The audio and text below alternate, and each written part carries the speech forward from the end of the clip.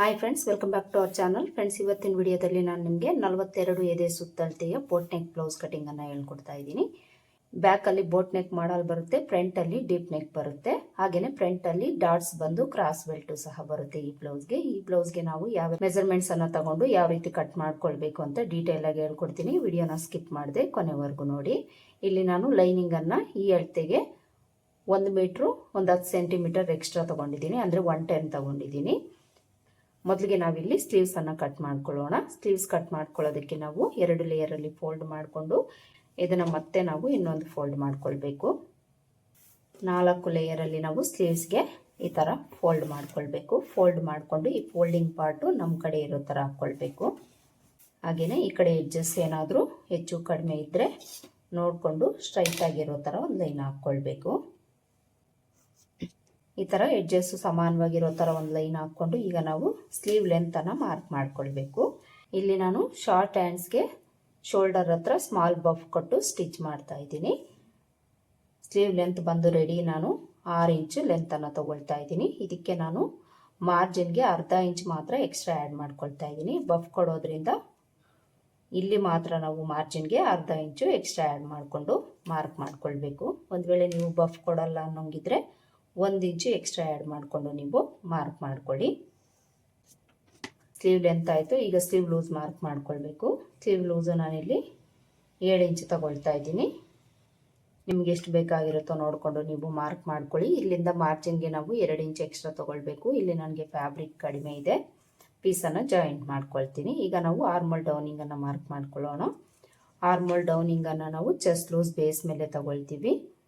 Chest loose ಬಂದು 42 inch ಇದೆ. 42 ಇಂಚಲ್ಲಿ ನಾವು 10ನೇ ಭಾಗನ ತಗೊಂಡು ಅದರಲ್ಲಿ ನಾವು ಅರ್ಧ ಇಂಚು ಕಡಿಮೆ ತಗೊಂಡು ಮಾರ್ಕ್ ಮಾಡ್ಕೊಳ್ಬೇಕು. ನಿಮ್ಗೆ ಎಷ್ಟಿರುತ್ತೋ ಚೆಸ್ಟ್ ಲೂಸು ನೋಡಿಕೊಂಡು ಅದರಲ್ಲಿ 10ನೇ ಭಾಗನ ತಗೊಂಡು ಅರ್ಧ ಇಂಚು ಕಡಿಮೆ ತಗೊಂಡು ಇಲ್ಲಿ ಮಾರ್ಕ್ ಮಾಡ್ಕೊಳ್ಳಿ. ಆರ್ಮೋಲ್ ಡೌನಿಂಗ್ ಮಾರ್ಕ್ ಮಾಡ್ಕೊಂಡಾಯ್ತು. ಈಗ ಆರ್ಮೋಲ್ ಲೂಸ್ ಮಾರ್ಕ್ ಮಾಡ್ಕೊಳ್ಬೇಕು. ಆರ್ಮೋಲ್ ಲೂಸು ಇವ್ರಿಗೆ 9 ಇಂಚು ಬೇಕು. ಇಲ್ಲಿ ನಾವು 9 ಇಂಚಲ್ಲಿ 1 ಇಂಚು ಕಡಿಮೆ ತಗೊಂಡು ಈ ರೀತಿ ಸ್ಟ್ರೈಟಾಗಿ ತೊಗೊಳ್ಬೇಕು. 9 ಇಂಚಲ್ಲಿ 1 ಇಂಚು ಕಡಿಮೆ ತೊಗೊಂಡ್ರೆ 8 ಇಂಚ್ ಬರುತ್ತೆ. 8 ಇಂಚ್ಗೆ ನಾನಿಲ್ಲಿ ಮಾರ್ಕ್ ಮಾಡ್ಕೊಂಡಿದ್ದೀನಿ. ಇಲ್ಲೂ ಸಹ ಮಾರ್ಜಿನ್ಗೆ ನಾವು ಎಕ್ಸ್ಟ್ರಾ ತೊಗೊಳ್ಬೇಕು. ಹಾಗೆಯೇ ಸ್ಲೀವ್ ಲೂಸ್ಗೆ ಜಾಯಿಂಟ್ ಮಾಡಿಕೊಂಡು ಒಂದು ಲೈನ್ ಹಾಕ್ಕೊಳ್ಬೇಕು. ಇನ್ನು ಇಲ್ಲಿ ನಾವು ಯಾವುದೇ ಥರ ಶೇಪ್ ತೆಗೆಯೋ ಅವಶ್ಯಕತೆ ಇಲ್ಲ. ಇದು ಶಾರ್ಟ್ ಸ್ಲೀವ್ಸ್ ಆಗಿರೋದ್ರಿಂದ ಸ್ಟ್ರೈಟ್ ಆಗಿಯೇ ಮಾರ್ಕ್ ಮಾಡ್ಕೊಳ್ಬೇಕು. ಈಗ ನಾವು ಸ್ಲೀವ್ ಶೇಪನ್ನು ಮಾರ್ಕ್ ಮಾಡ್ಕೊಳ್ಳೋಣ. ಇಲ್ಲಿ ನಾವು ಮೊದಲಿಗೆ ಬ್ಯಾಕ್ ಶೇಪ್ ಮಾತ್ರ ಮಾರ್ಕ್ ಮಾಡ್ಕೊಳ್ಬೇಕು. ಬಫ್ ಕೊಡೋದ್ರಿಂದ ಈ ಥರ ಬ್ಯಾಕ್ ಶೇಪ್ ಡ್ರಾ ಮಾಡಿಕೊಂಡು ಇಲ್ಲಿ ನಾವು ಬಫ್ ಕೊಡೋದಕ್ಕೆ ಎಷ್ಟು ಲೆಂತ್ ಬೇಕಾಗಿರುತ್ತೋ ನೋಡಿಕೊಂಡು ಮಾರ್ಕ್ ಮಾಡ್ಕೊಳ್ಬೇಕು. ಇಲ್ಲಿ ನಾನು ಒಂದು 3 ಇಂಚು ಲೆಂತನ್ನು ತೊಗೊಳ್ತಾ ಇದ್ದೀನಿ. 3 ಇಲ್ಲ 2.5 ಇಂಚು ನೀವು ತೊಗೊಳ್ಬೋದು.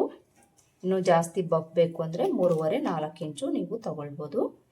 ಇಲ್ಲಿ ಸ್ಟ್ರೈಟಾಗಿ ಒಂದು ಲೈನ್ ಹಾಕ್ಕೊಂಡು ಇಲ್ಲಿ ನೋಡ್ಕೊಳ್ಳಿ, ಬಿಡ್ತು ಈ ಡೌನಿಂಗ್ ಬಂದಿರುತ್ತೆ ಅಲ್ವಾ, ಅದೇ ಬಿಡ್ತು ಮೇಲೇನೋ ಇಟ್ಕೊಂಡು ಅಲ್ಲಿಂದ ಈ ಥರ ಡೌನ್ ತಗೊಂಡು ಇಲ್ಲೇ ನಾವು ಸ್ಲೀವ್ ಶೇಪ್ ಡ್ರಾ ಮಾಡ್ಕೊಂಡಿದ್ದೀವೋ ಅದಕ್ಕೆ ಜಾಯಿಂಟ್ ಆಗೋ ಥರ ಒಂದು ಶೇಪನ್ನು ಡ್ರಾ ಮಾಡ್ಕೊಳ್ಬೇಕು.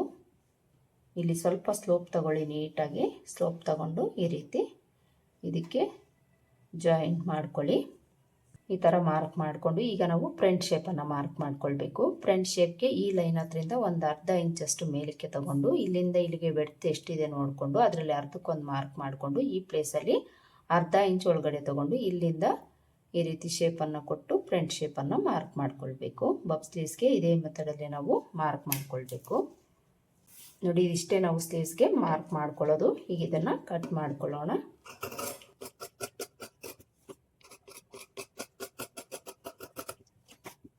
ಈ ಥರ ಸ್ಲೀವ್ಸನ್ನು ಕಟ್ ಮಾಡಿಕೊಂಡು ಮಧ್ಯದಲ್ಲಿ ಒಂದು ನಾಚ್ ಹಾಕ್ಕೊಳ್ಳಿ.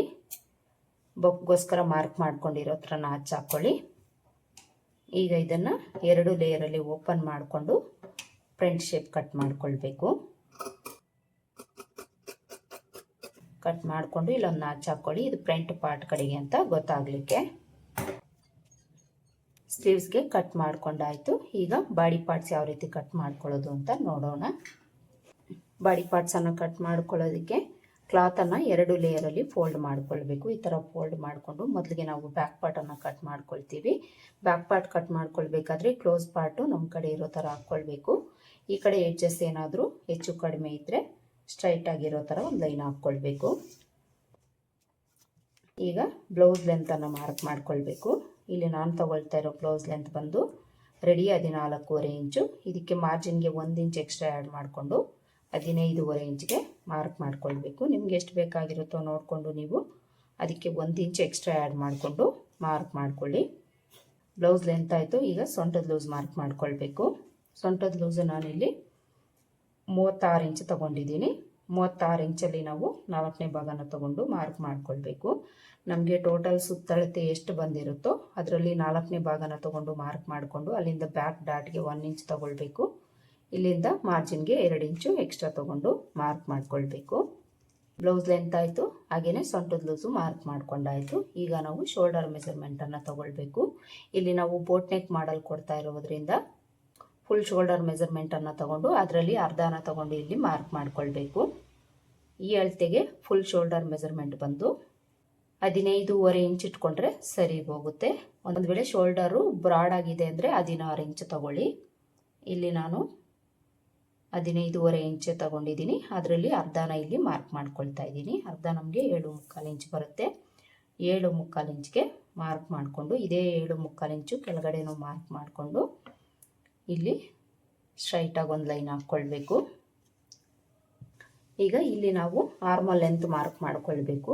ಬೋಟ್ ನೆಕ್ ಮಾಡಲ್ಗೆ ಆರ್ಮಲ್ ಲೆಂತ್ ಎಷ್ಟು ತೊಗೊಳ್ಬೇಕು ಅಂದರೆ ಇಲ್ಲೇನು ಶೋಲ್ಡರ್ ಮೆಜರ್ಮೆಂಟನ್ನು ತೊಗೊಂಡಿರ್ತೀವೋ ಅದರಲ್ಲಿ ಒಂದು 1/4 ಇಂಚು ಇಲ್ಲ ಅರ್ಧ ಇಂಚು ಕಡಿಮೆ ತೊಗೊಂಡು ನೀವು ಮಾರ್ಕ್ ಮಾಡ್ಕೊಳ್ಳಿ. ಲಾಸ್ಟಲ್ಲಿ ಒಂದು ಸಲ ಚೆಕ್ ಮಾಡ್ಕೊಳ್ಳಿ. ಬೋಟ್ ನೆಕ್ಕಿಗೆ ನಾವು ಶೋಲ್ಡರ್ ಮೆಜರ್ಮೆಂಟ್ ಎಷ್ಟು ತೊಗೊಂಡಿರ್ತೀವೋ ಅಷ್ಟೇ ಆರ್ಮಲ್ ಲೆಂತು ಸಹ ತೊಗೊಳ್ಬೇಕು.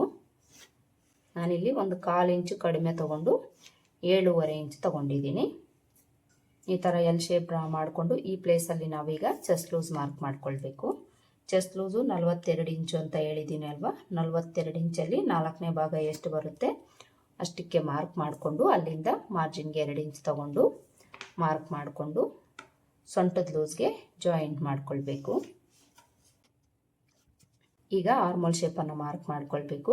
ಆರ್ಮೋಲ್ ಶೇಪ್ ಮಾರ್ಕ್ ಮಾಡ್ಕೊಳ್ಳೋದಕ್ಕೆ ನಾವು ಈ ಕಾರ್ನರಲ್ಲಿ ಅರ್ಧ ಇಂಚಷ್ಟು ಒಳಗಡೆ ತೊಗೊಂಡು ಮಾರ್ಕ್ ಮಾಡಿಕೊಂಡು ಇಲ್ಲಿಂದ ಇಲ್ಲಿಗೆ ಕ್ರಾಸಾಗಿ ಒಂದು ಲೈನ್ ಹಾಕ್ಕೊಳ್ಬೇಕು.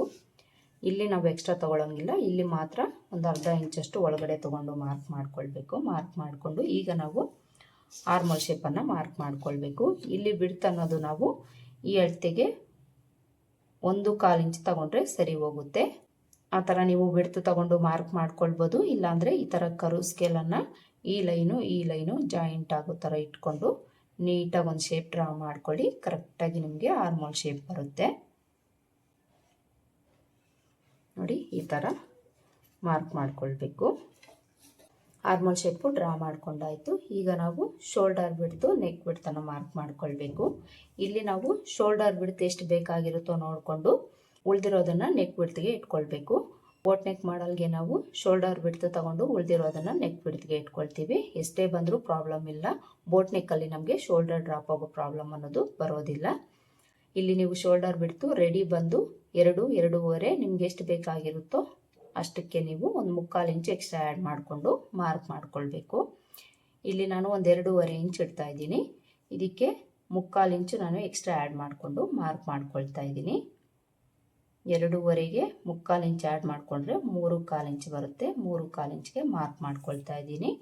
ಇನ್ನು ಉಳಿದಿರೋದು ನಮಗೆ ನೆಕ್ ಬಿಡ್ತು 4.5 ಇಂಚು. ಇದೇ 4.5 ಇಂಚು ಕೆಳಗಡೆನೂ ಮಾರ್ಕ್ ಮಾಡ್ಕೊಳ್ಳಿ. ಸ್ಟ್ರೈಟಾಗಿ ಒಂದು ಲೈನನ್ನು ಹಾಕ್ಕೊಳ್ಳಿ. ಇಲ್ಲಿ ನೀವು ನೆಕ್ ಲೆಂತು ಬೋಟ್ ನೆಕ್ ಮಾಡಲ್ಗೆ 3 ಇಲ್ಲ 3.5 ಇಂಚು ತಗೊಂಡು ಮಾರ್ಕ್ ಮಾಡ್ಕೊಳ್ಬೋದು. ಇಲ್ಲ ನಿಮ್ಗೆ ಇನ್ನೂ ಡೌನ್ ಬೇಕು ಅಂದರೆ 4 ಇಂಚು ನೀವು ತಗೊಳ್ಬೋದು. ಈ ಥರ ಮಾರ್ಕ್ ಮಾಡಿಕೊಂಡು ಒಂದು ಬಾಕ್ಸ್ ಡ್ರಾ ಮಾಡಿಕೊಂಡು ಇದರಲ್ಲಿ ನೆಕ್ ಶೇಪನ್ನು ಡ್ರಾ ಮಾಡ್ಕೊಳ್ಬೇಕು. ಈ ಥರ ಕರ್ವ್ ಸ್ಕೇಲ್ ಇಟ್ಕೊಂಡು ನೆಕ್ ಶೇಪನ್ನು ಡ್ರಾ ಮಾಡ್ಕೊಳ್ಳಿ.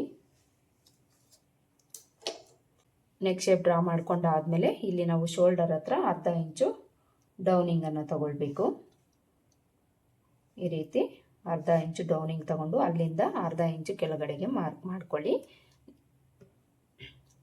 ಈ ಥರ ಮಾರ್ಕ್ ಮಾಡ್ಕೊಂಡಾದಮೇಲೆ ಈಗ ಆರ್ಮೋಲ್ ಲೂಸನ್ನು ನಾವು ಒಂದ್ಸಲ ಚೆಕ್ ಮಾಡ್ಕೊಳ್ಬೇಕು. ನಮ್ಗೆ ಆರ್ಮೋಲ್ ಲೂಸ್ ಎಷ್ಟು ಬೇಕಾಗಿರುತ್ತೋ ಅಷ್ಟು ಇಲ್ಲಿ ಕರೆಕ್ಟಾಗಿ ಬಂದಿದೆಯಾ ಇಲ್ವಾ ಅಂತ ನಾವು ಒಂದ್ಸಲ ಚೆಕ್ ಮಾಡ್ಕೊಳ್ಬೇಕು. ನೋಡಿ ಇಲ್ಲಿ ಕರೆಕ್ಟಾಗಿ ನನಗೆ 9 ಇಂಚ್ ಬಂದಿದೆ. ಇಲ್ಲಿ ನನಗೆ ಬೇಕಾಗಿರೋದು ಸಹ 9 ಇಂಚು. ಒಂದು ವೇಳೆ ನಿಮಗೇನಾದರೂ ಹೆಚ್ಚು ಕಡಿಮೆ ಬಂದರೆ ಇಲ್ಲಿ ನೀವು ಮೇಲೆ ಕೆಳಗಡೆ ಅಡ್ಜಸ್ಟ್ ಮಾಡಿಕೊಂಡು ಮಾರ್ಕ್ ಮಾಡ್ಕೊಳ್ಳಿ, ಸರಿ ಹೋಗುತ್ತೆ. ಇದಿಷ್ಟು ಬೋಟ್ ನೆಕ್ ಮಾಡಲ್ಗೆ ಮಾರ್ಕ್ ಮಾಡಿಕೊಂಡು ಬ್ಯಾಕ್ ಡಾಟನ್ನು ಮಾರ್ಕ್ ಮಾಡಿಕೊಂಡ್ರೆ ಸರಿ ಹೋಗುತ್ತೆ. ಇನ್ನು ನೀವು ಬ್ಯಾಕ್ ಪಾರ್ಟಲ್ಲಿ ಡಿಸೈನ್ ಏನಾದರೂ ಇಡ್ತೀರಿ ಅಂದರೆ ಇಲ್ಲಿಂದ ಕೆಳಗಡೆಗೆ ನೀವು ಮಾರ್ಕ್ ಮಾಡ್ಕೊಳ್ಬೋದು. ಇಲ್ಲಿ ಡಿಸೈನ್ ಇಡ್ತೀರಿ ಅನ್ನೋಂಗಿದ್ರೆ ನೀವು ಮೊದಲಿಗೆ ನೆಕ್ ಲೆಂತನ್ನು ಮಾರ್ಕ್ ಮಾಡ್ಕೊಳ್ಳಿ. ಇಲ್ಲಿ ಸ್ಟ್ರೈಟಾಗಿಯೇ ಬರುತ್ತೆ, ಇಲ್ಲಿ ಮಾತ್ರ ಕಟ್ ವರ್ಕ್ ಮಾಡಲು ಬರುತ್ತೆ. ಈ ಥರ ಡಿಸೈನನ್ನು ಇಡ್ತಾ ಇದ್ದೀನಿ. ಇದನ್ನು ನಾವು ಕ್ಯಾನ್ವಾಸ್ ಹಾಕಿ ಸ್ಟಿಚ್ ಮಾಡಿಕೊಂಡ್ರೆ ಫಿನಿಶಿಂಗ್ ಅನ್ನೋದು ನೀಟಾಗಿ ಬರುತ್ತೆ. ಕ್ಯಾನ್ವಾಸ್ ಹಾಕಿ ಇದನ್ನು ನಾವು ಸ್ಟಿಚ್ ಮಾಡ್ಕೊಳ್ಬೇಕು. ನೆಕ್ ಡಿಸೈನು ಡ್ರಾ ಮಾಡ್ಕೊಂಡಾಯಿತು. ಈಗ ನಾವು ಬ್ಯಾಕ್ ಡಾಟನ್ನು ಮಾರ್ಕ್ ಮಾಡ್ಕೊಳ್ಬೇಕು. ಬ್ಯಾಕ್ ಡಾಟ್ಗೆ ಸೊಂಟದ ಲೂಸಲ್ಲಿ ಅರ್ಧಕ್ಕೊಂದು ಮಾರ್ಕ್ ಮಾಡ್ಕೊಳ್ಳಿ. ಇಲ್ಲಿ ಸ್ಟ್ರೈಟಾಗಿ ಮಾರ್ಕ್ ಮಾಡಿಕೊಂಡು ಒಂದು 3.5 ಡಾಟ್ ಲೆಂತನ್ನು ತಗೊಳ್ಳಿ. ವಿಡ್ತು ಈ ಕಡೆ ಅರ್ಧ ಇಂಚು, ಈ ಕಡೆ ಅರ್ಧ ಇಂಚು ತಗೊಂಡು ಮಾರ್ಕ್ ಮಾಡ್ಕೊಳ್ಬೇಕು. ಹಾಗೆಯೇ ಸೈಡ್ಗೆ ಒಂದು ಅರ್ಧ ಇಂಚಷ್ಟು ಮೇಲಕ್ಕೆ ಮಾರ್ಕ್ ಮಾಡ್ಕೊಳ್ಬೇಕು. ನೋಡಿ ಇದಿಷ್ಟು ನಾವು ಬ್ಯಾಕ್ ಪಾರ್ಟ್ಗೆ ಬೋಟ್ ನೆಕ್ ಮಾಡಲ್ಗೆ ಮೆಜರ್ಮೆಂಟ್ಸನ್ನು ತಗೊಂಡು ಮಾರ್ಕ್ ಮಾಡ್ಕೊಂಡಾಯಿತು. ನೋಡಿ ಇದಿಷ್ಟು ನಾವು 42 ಎದೆ ಸುತ್ತಳತೆಗೆ ಬ್ಯಾಕ್ ಪಾರ್ಟಲ್ಲಿ ಮೆಜರ್ಮೆಂಟ್ಸನ್ನು ತಗೊಂಡು ಮಾರ್ಕ್ ಮಾಡ್ಕೊಳ್ಬೇಕು. ಈಗ ಇದನ್ನು ಕಟ್ ಮಾಡ್ಕೊಳ್ಳೋಣ. ಇಲ್ಲಿ ನಾನು ಔಟ್ಲೈನ್ಸ್ ಮಾತ್ರ ಕಟ್ ಮಾಡ್ಕೊಳ್ತೀನಿ.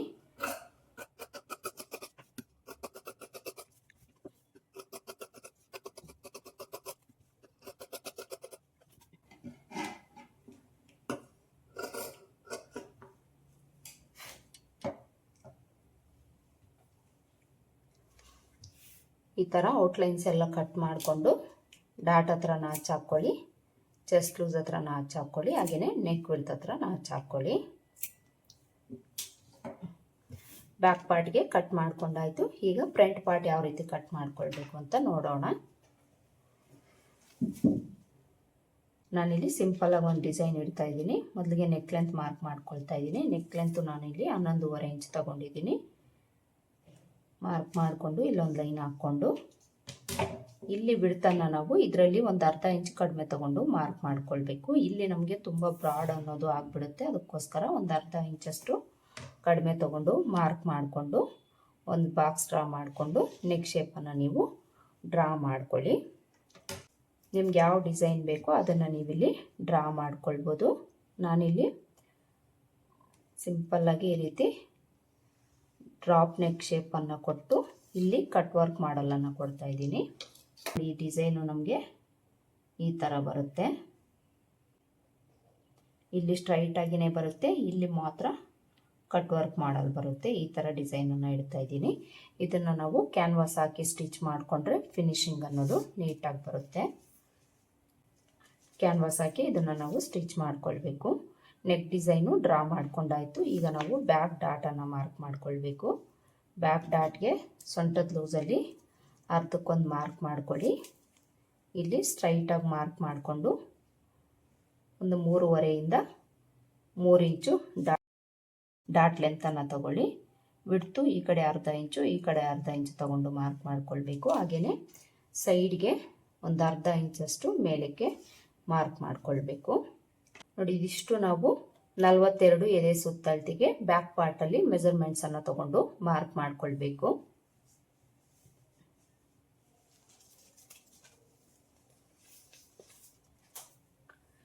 ಈಗ ಇದನ್ನು ಕಟ್ ಮಾಡ್ಕೊಳ್ಳೋಣ. ಇಲ್ಲಿ ನಾನು ಔಟ್ಲೈನ್ಸ್ ಮಾತ್ರ ಕಟ್ ಮಾಡ್ಕೊಳ್ತೀನಿ.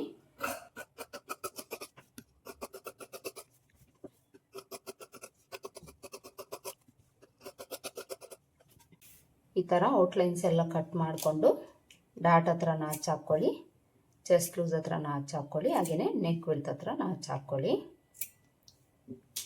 ಬ್ಯಾಕ್ ಪಾರ್ಟ್ಗೆ ಕಟ್ ಮಾಡ್ಕೊಂಡಾಯಿತು. ಈಗ ಫ್ರಂಟ್ ಪಾರ್ಟ್ ಯಾವ ರೀತಿ ಕಟ್ ಮಾಡ್ಕೊಳ್ಬೇಕು ಅಂತ ನೋಡೋಣ. ಫ್ರಂಟ್ ಪಾರ್ಟ್ಗೆ ನಾನಿಲ್ಲಿ ಓಪನ್ ಪಾರ್ಟನ್ನು ನನ್ನ ಕಡೆ ಹಾಕ್ಕೊಂಡಿದ್ದೀನಿ. ಈ ಥರ ಹಾಕ್ಕೊಂಡು ಶೋಲ್ಡರ್ ಹತ್ರ ಸ್ಟ್ರೈಟಾಗಿ ಒಂದು ಲೈನ್ ಹಾಕ್ಕೊಳ್ಬೇಕು. ಹಾಗೆಯೇ ಈ ಕಡೆ ಎಡ್ಜಲ್ಲಿ ಉಕ್ಸ್ಪಟ್ಟಿ ಕಾಜಪಟ್ಟಿ ಮಾರ್ಜಿನ್ಗೆ 1/2 ಇಂಚ್ ತಗೊಂಡು ಮಾರ್ಕ್ ಮಾಡ್ಕೊಳ್ಬೇಕು. ಈ ಥರ ಮಾರ್ಕ್ ಮಾಡಿಕೊಂಡು ಈಗ ನಾವು ಬ್ಯಾಕ್ ಪಾರ್ಟನ್ನು ತಗೊಳ್ಬೇಕು. ಬ್ಯಾಕ್ ಪಾರ್ಟನ್ನು ತಗೊಂಡು ಇದ್ರ ಮೇಲೆ ಇಟ್ಕೊಳ್ಬೇಕು. ಇದ್ರ ಮೇಲೆ ಇಟ್ಕೊಳ್ಳೋವಾಗ ಮಾರ್ಜಿನ್ ಬಿಟ್ಟು ಶೋಲ್ಡರ್ ಲೈನ್ ಹತ್ರ ಕರೆಕ್ಟಾಗಿರೋ ಥರ ಇಟ್ಕೊಳ್ಬೇಕು. ಈ ಥರ ಇಟ್ಕೊಂಡು ಸುತ್ತಲೂ ಬ್ಯಾಕ್ ಪಾರ್ಟ್ ಯಾವ ಥರ ಇರುತ್ತೆ ಅದೇ ಥರ ಮಾರ್ಕ್ ಮಾಡ್ಕೊಳ್ಬೇಕು. ಮಾರ್ಕ್ ಮಾಡಿಕೊಂಡು ಸುತ್ತಲೂ ಮಾರ್ಕ್ ಮಾಡಿಕೊಂಡು ನೆಕ್ ವಿಡ್ತ್ ಎಲ್ಲಿಗಿರುತ್ತೋ ಅಲ್ಲಿಗೆ ಮಾರ್ಕ್ ಮಾಡ್ಕೊಳ್ಳಿ. ಚೆಸ್ಟ್ ಲೂಸ್ಗೆ ಎಲ್ಲಿಗಿರುತ್ತೋ ಅಲ್ಲಿಗೆ ಮಾರ್ಕ್ ಮಾಡಿಕೊಂಡು ಬ್ಯಾಕ್ ಪಾರ್ಟನ್ನು ತೆಗೆದುಬಿಡಿ. ಬ್ಯಾಕ್ ಪಾರ್ಟನ್ನು ತೆಗೆದುಬಿಟ್ಟು ಮೊದಲಿಗೆ ನಾವಿಲ್ಲಿ ಫ್ರಂಟ್ ಆರ್ಮಲ್ ಶೇಪ್ ಮಾರ್ಕ್ ಮಾಡ್ಕೊಳ್ಳೋಣ. ಇಲ್ಲಿ ನಾವು ಬ್ಯಾಕ್ ಪಾರ್ಟಲ್ಲಿ ಯಾವ ರೀತಿ ಎಲ್ ಶೇಪ್ ಡ್ರಾ ಮಾಡ್ಕೊಂಡಿದ್ದೀವೋ ಅದೇ ಥರ ಇಲ್ಲಿ ಮಾರ್ಕ್ ಮಾಡ್ಕೊಳ್ಬೇಕು. ವಿಡ್ತು ಲೆಂತನ್ನು ನೋಡಿಕೊಂಡು ಮಾರ್ಕ್ ಮಾಡ್ಕೊಳ್ಬೇಕು.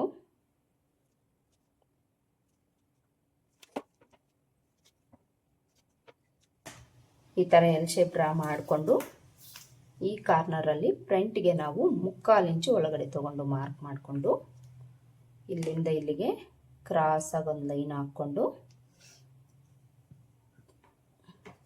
ಇಲ್ಲಿ ನಾವು ಈ ಕಾರ್ನರಲ್ಲಿ 1 ಇಂಚು ಬಿಡ್ತು ತಗೊಂಡು ಮಾರ್ಕ್ ಮಾಡಿಕೊಂಡು ಫ್ರಂಟ್ ಆರ್ಮೋಲ್ ಶೇಪನ್ನು ಮಾರ್ಕ್ ಮಾಡ್ಕೊಳ್ಬೇಕು.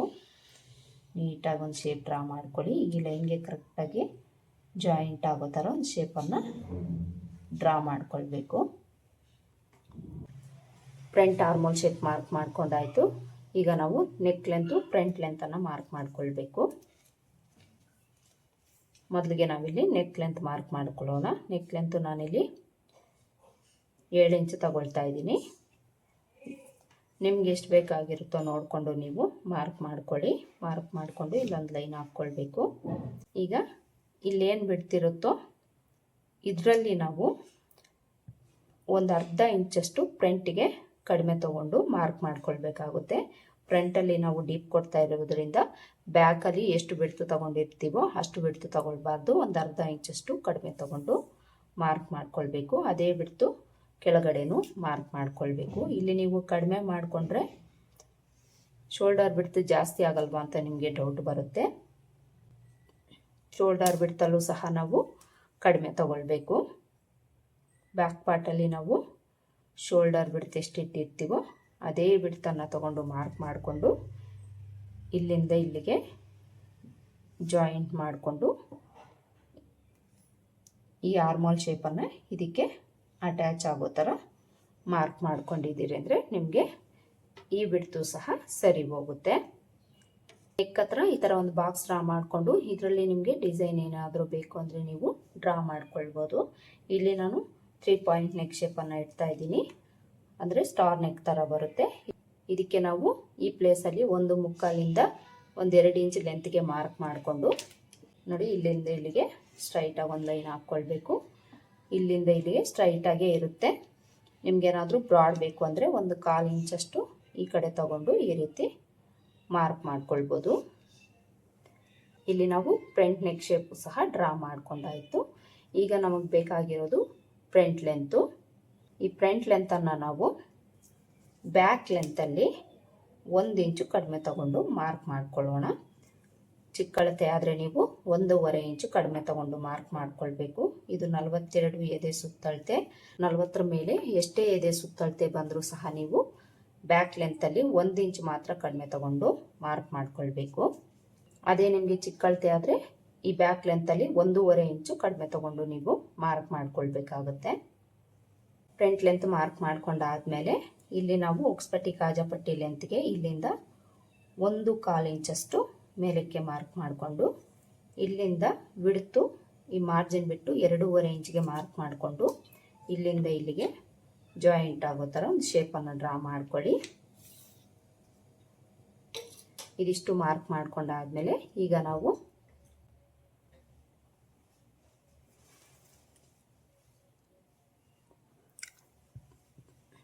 ಇದಿಷ್ಟು ಮಾರ್ಕ್ ಮಾಡ್ಕೊಂಡಾದ್ಮೇಲೆ ಈಗ ಮೊದಲಿಗೆ ಮೇನ್ ಡಾಟ್ ಮಾರ್ಕ್ ಮಾಡ್ಕೊಳ್ಳೋಣ.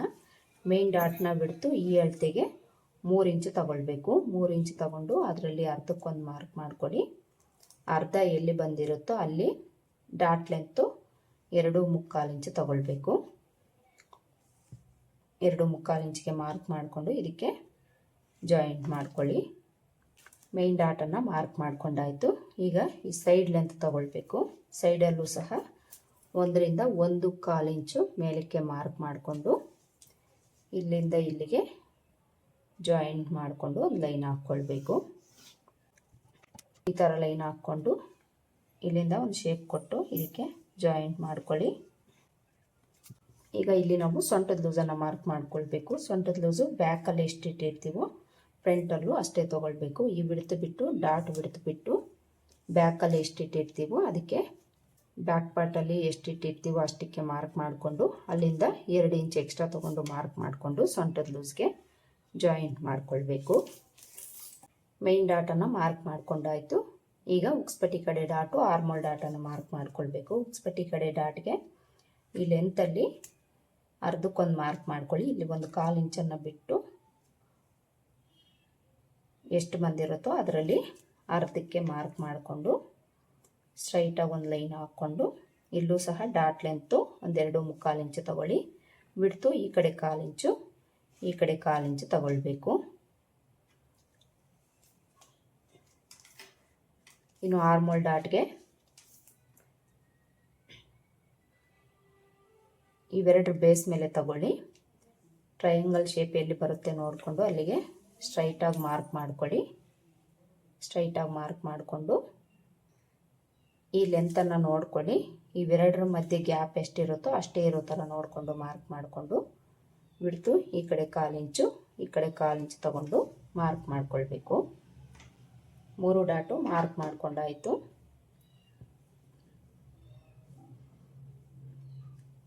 ಇದಿಷ್ಟೇ ನಾವು ಫ್ರಂಟ್ ಪಾರ್ಟ್ಗೆ ಮಾರ್ಕ್ ಮಾಡ್ಕೊಳ್ಳೋದು. ಈಗ ನಾವು ಕ್ರಾಸ್ ಬೆಲ್ಟನ್ನು ಮಾರ್ಕ್ ಮಾಡ್ಕೊಳ್ಬೇಕು.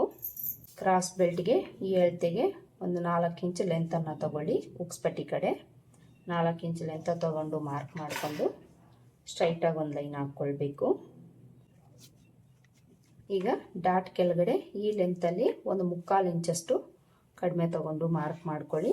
ಸೈಡಲ್ಲೂ ಸೇಮ್ ಲೆಂತ್ ತಗೊಳ್ಳಿ. ಈಗ ಈ 3 ಪಾಯಿಂಟನ್ನು ಜಾಯಿಂಟ್ ಮಾಡ್ಕೊಳ್ಬೇಕು. ಕ್ರಾಸ್ ಬೆಲ್ಟ್ ಲೆಂತ್ ಆಯಿತು. ಈಗ ಬಿಡ್ತು ಮಾರ್ಕ್ ಮಾಡ್ಕೊಳ್ಬೇಕು. ಬಿಡ್ತು ಬ್ಯಾಕ್ ಪಾರ್ಟ್ ಬಿಡ್ತು ಎಷ್ಟಿರುತ್ತೋ ಅಷ್ಟು ತಗೊಂಡ್ರೆ ಸರಿ ಹೋಗುತ್ತೆ. ಅಷ್ಟಕ್ಕೆ ನೀವು ಮಾರ್ಕ್ ಮಾಡ್ಕೊಳ್ಳಿ. ಇಲ್ಲಿ ನಾವು ಕ್ರಾಸ್ ಬೆಲ್ಟ್ಗೂ ಸಹ ಮಾರ್ಕ್ ಮಾಡ್ಕೊಂಡಾಯಿತು.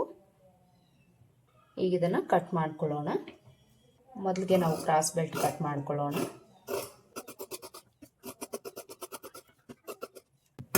ಕ್ರಾಸ್ ಬೆಲ್ಟ್ ಕಟ್ ಮಾಡಿ ಪಕ್ಕಕ್ಕಿಟ್ಟು ಈಗ ಫ್ರಂಟ್ ಪಾರ್ಟನ್ನು ಕಟ್ ಮಾಡಿಕೊಳ್ಬೇಕು.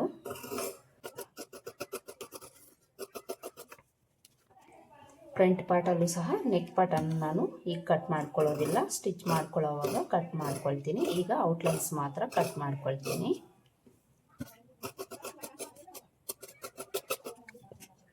ಹಾಗೆಯೇ ಈ ಕಡೆ ಉಕ್ಸ್ಪಟ್ಟಿ ಕಾಜಾಪಟ್ಟಿ ಮಾರ್ಜಿನ್ಗೆ 1/2 ಇಂಚ್ ಬಿಟ್ಟು ಉಳಿದಿರೋದನ್ನು ನಾನಿಲ್ಲಿ ಕಟ್ ಮಾಡಿ ತೆಗೆದುಬಿಡ್ತೀನಿ. ಈ ನೆಕ್ ಪಾರ್ಟನ್ನು ಕಟ್ ಮಾಡ್ಕೊಂಡಾದಮೇಲೆ ಇಲ್ಲೂ ಸಹ ನಾವು ಒಂದು 1/4 ಇಂಚಷ್ಟು ಈ ರೀತಿ ಕಟ್ ಮಾಡಿ ತೆಗಿಬೇಕು. ಇಲ್ಲಿ ನಮಗೆ 1/4 ಇಂಚ್ ಇದ್ದರೆ ಸರಿ ಹೋಗುತ್ತೆ.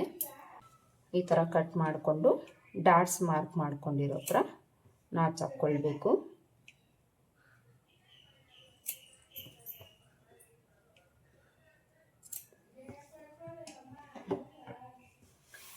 ಫ್ರಂಟ್ ಪಾರ್ಟ್ ನೋಡಿ, ಇಲ್ಲಿ ನಾನು ಫ್ರಂಟ್ ಪಾರ್ಟ್ ಕಟ್ ಮಾಡಿ ತೋರಿಸಿದ್ದೀನಿ, ಕ್ರಾಸ್ ಬೆಲ್ಟ್ ಕಟ್ ಮಾಡಿ ತೋರಿಸಿದ್ದೀನಿ. ಹಾಗೆಯೇ ಬ್ಯಾಕ್ ಪಾರ್ಟು ಸ್ಲೀವ್ಸ್ನೂ ಸಹ ಕಟ್ ಮಾಡಿ ತೋರಿಸಿದ್ದೀನಿ. ಈ ಥರ ಲೈನಿಂಗನ್ನು ಕಟ್ ಮಾಡಿಕೊಂಡು ಇದನ್ನು ಮೇನ್ ಫ್ಯಾಬ್ರಿಕ್ ಮೇಲೆ ಇಟ್ಟು ಸುತ್ತಲೂ ಒಂದು 1/2 ಇಂಚ್ ಎಕ್ಸ್ಟ್ರಾ ಇರೋ ಥರ ಕಟ್ ಮಾಡ್ಕೊಳ್ಬೇಕು. ಇವತ್ತಿನ ವಿಡಿಯೋದಲ್ಲಿ 42 ಎದೆ ಸುತ್ತಳತೆಯ ಬೋಟ್ ನೆಕ್ ಬ್ಲೌಸನ್ನು ಯಾವ ರೀತಿ ಕಟ್ ಮಾಡ್ಕೊಳ್ಬೇಕು ಅಂತ ನೋಡಿದ್ರಲ್ವ. ಇದಿಷ್ಟು ಇವತ್ತಿನ ವಿಡಿಯೋ. ಮತ್ತೆ ಸಿಗೋಣ ಮತ್ತೊಂದು ವಿಡಿಯೋದಲ್ಲಿ. ಅಲ್ಲಿವರೆಗೂ ನಮಸ್ಕಾರ. Thanks for watching.